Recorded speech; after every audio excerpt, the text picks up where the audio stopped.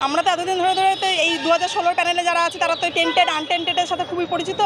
একদম পরিষ্কার দেখলাম তার নামটা বারবার করে এসে খুঁজে যাচ্ছে এক্সামিনাররা যে সে এলো, একদম পাশাপাশি প্রশ্ন, পাশাপাশি দুজন মিলে দেখলো, উত্তর করলো, সমস্ত কিছু একদম সে যে প্রশ্ন পেয়েছে সেটা পুরো পরিষ্কার বোঝা গেল আমার সামনে চোখে দেখা।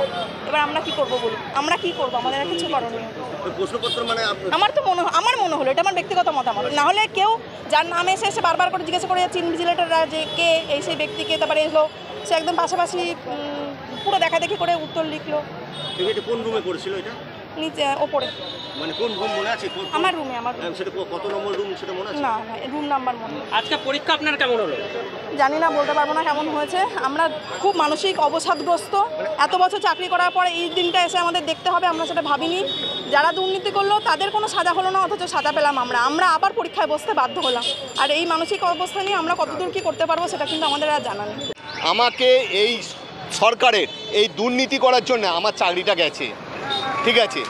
এবং সেই সরকার গতবারও ঠিক এই এত সুন্দরই পরীক্ষা হয়েছিল, পরীক্ষা ব্যবস্থাপনায় গতবারে কোনো গলদ ছিল না।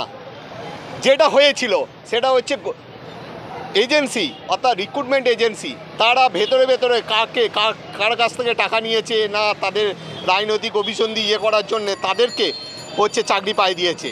কি করেছে না, তাদের ওএমআর যে এভালুয়েশন যে সংস্থাকে দিয়েছিল, সেই সংস্থা যে ওএমআর এভালুয়েশন প্রক্রিয়াতে ওএমআরে কোনো টেম্পারিং হয়নি, নাম্বারে টেম্পারিং করেছে। পেয়েছে 10, তাকে করেছে 60 বা 55 না 55, 52, 53 এরকম করেছে। আর আমরা যারা ভালো ভালো পরীক্ষা দিয়েছিলাম তারা যেরকম নাম্বার পাওয়ার পেয়েছি, আমি যেমনি গতবারে 35 পেয়েছিলাম, ঠিক আছে আমি পেয়েছি, আমার র্যাঙ্কটা দূরে হয়েছিল। আর জালিয়াতি করে যারা ছিল তারা প্রথম দিকে র্যাঙ্ক 52, 53। আমি ম্যাথামেটিক্স সাবজেক্টের একজন টিচার, আমি জানি ম্যাথে 52টা কোশ্চেন কেন 50টা, ওই 1 ঘন্টা টাইমের মধ্যে 50টা কোশ্চেন করাও খুব চাপের বিষয়।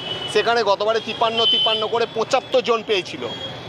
যাক, দেখলাম যে গতবারে তো চরম দুর্নীতি হয়েছে। এবারে ওভারঅল জানি না, পরীক্ষা তো মোটামুটি আশা করি শান্তিপূর্ণভাবেই হয়েছে, মানে আজকের জন্যে ঠিক আছে। কিন্তু ভেতরে যে কি হয়ে আছে না হয়ে আছে সেটা তো আমরা কেউ জানি না। ম্যাডাম আসুন।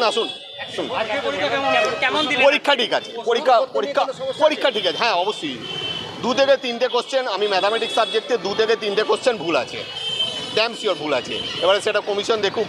এবারে এমনই ওর অপশন দিয়েছে, অপশনগুলো কোনো কিছু এর মধ্যে নেই।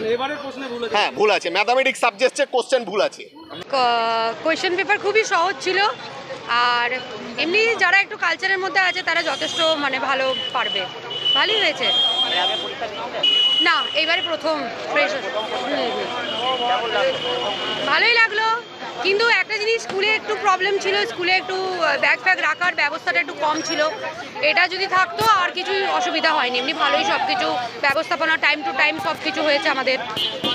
আমরা পরীক্ষা নির্বিঘ্নে দিয়েছি, কোনো অসুবিধা হয়নি, খুব সুন্দর ব্যবস্থা ছিল ভেতরটা। বাইরেটা একটু অসুবিধা, ব্যাগ রাখার এটাই একটু সমস্যা হয়েছিল, আর কিছু অসুবিধা হয়নি।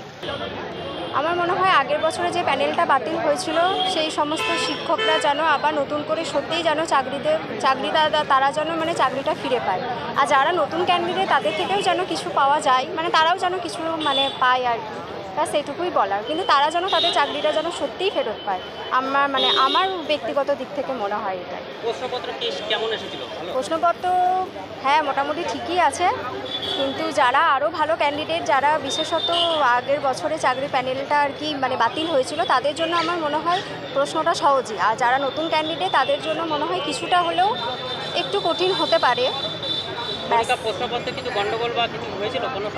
না কোনো কিছু এইবারে তো কিছু সমস্যা হয়নি। কি নাম আপনার? আমার নাম শ্রেয়া পাল।